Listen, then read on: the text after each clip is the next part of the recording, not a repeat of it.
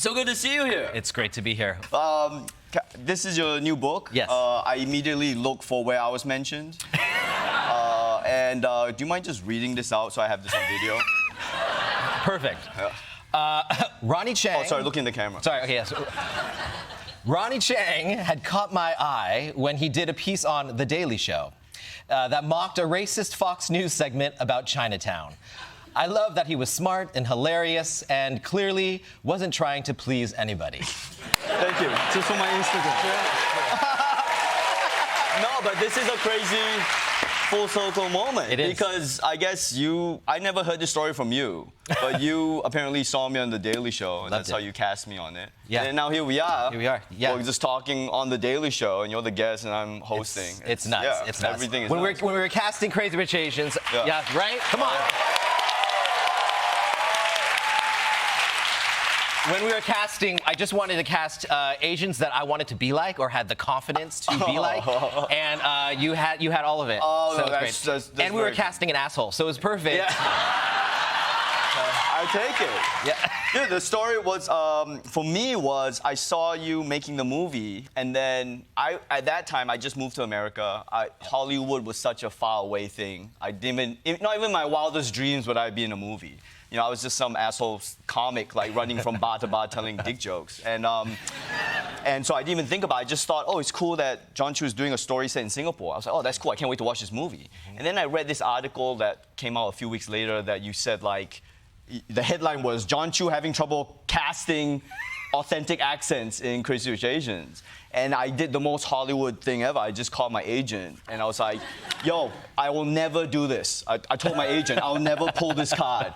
But if you get me an audition, I promise you I'm going to book this. I promise you. And then he got me to send an audition in. I taped it. I sent it in, and a few weeks later got cast. Come on. I mean, the reality is you were already on our list. Yeah, I know. So that's insane. And then I meet you on set, and you're like, oh yeah, you were always in our pitch deck. Literally my pitch deck. I would like flip around, and we're gonna get Ronny Chieng. This is gonna be the Asian Avengers. Okay, and you see. Okay,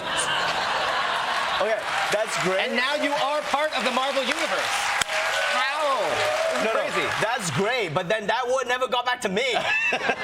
No one told me I was on the pitch deck. So I was auditioning. We got to make you work for it. Yeah, so it was great. I was happy to audition for it. And the first thing you told me when I got on set was I loved how positive you were on set. It's my first time on any movie set. I was just like some small role in it. I wasn't trying to make it about me at all. But you were so positive. He didn't at all. Yeah. Never. And you came up to me, and the first thing you said was like, "Hey man, I see auras."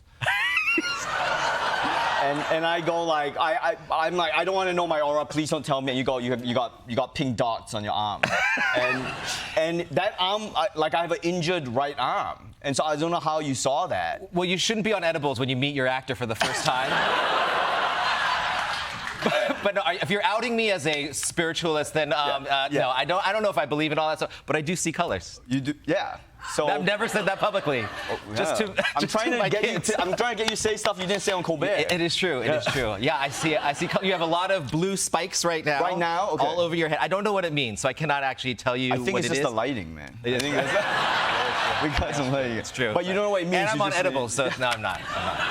Yeah, but you are always relentlessly very positive, and that was a tough film to make. And I mean, when you were making it, did you know that it was going to become what it was? No, I don't think any of us could have known. I think when we were there and we're all together, we're talking about our experiences of being an Asian person in entertainment from all around the world, wherever anyone came from. I think we shared something and that was really powerful, that, hey, this is actually really important.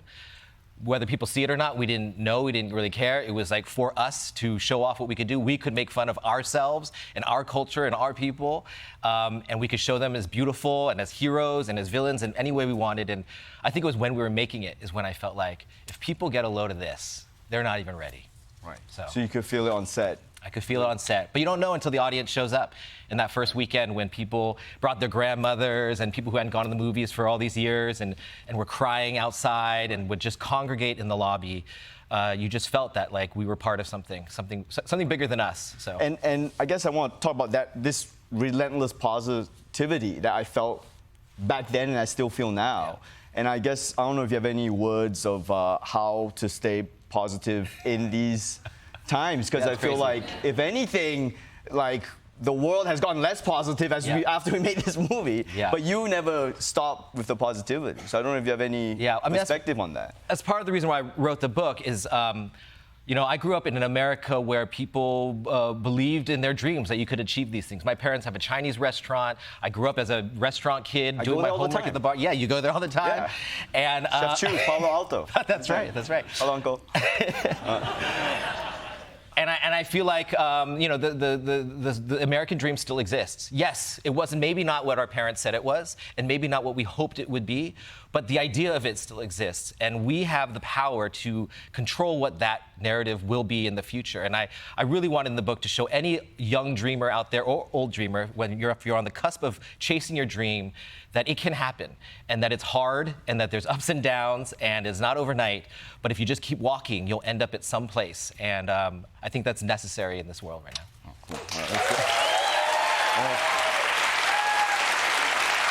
Yeah, I mean, I did read this, and it's a page. Oh, you did? I did read it. I did. I was looking for my name. I was the whole time. Yeah, it's true. It's already at the end, so I had to read the whole book before I could find out what you said about me. But no, this book is a very positive book. I almost feel like you wrote it for kids to read, almost in a way, for them to read and see, you know, how to navigate kind of dream chasing. I also think like everyone has a camera now. Everyone's a creator. Everyone has a, you know, on their phones or editing for TikTok or whatever it may be. And that's power. That is a very powerful thing in your hand. And you know, when I started making videos, it was for weddings and bar mitzvahs in high school, and I was like the only kid doing it.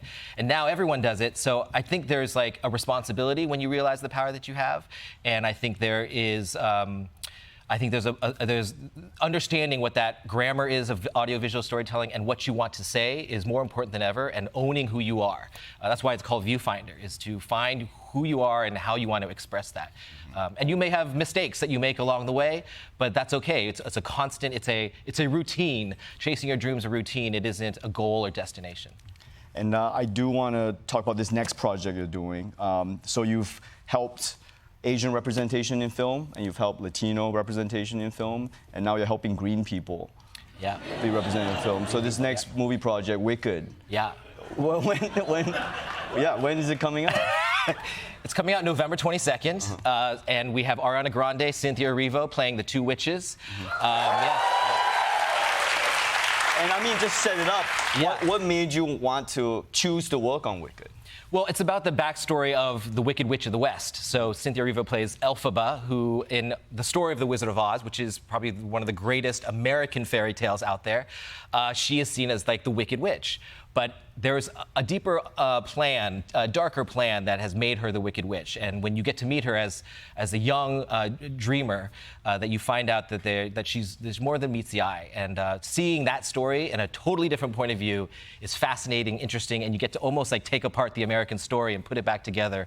And I loved it. So it had a lot of meaning to me in terms of you know, anyone who feels different, and what does it feel like to come through? And also for Glinda, who's Glinda the Good in Wizard of Oz, that she goes through a transition, that she could live in a bubble her whole life and never have to fight for anything because she has that privilege. But at some point, Glinda also has to pop her own bubble. And I think that is as much bravery as anyone else, to get off your privilege for a moment to confront some of the things that we have to confront these days. So yeah, it's the way you talk about all your projects. It's all like that. That's how he talks about everything on set. He's always it's real. It's real for him. It's in here. It's really real. And I just want to say, you know, thanks so much for believing in me on your project.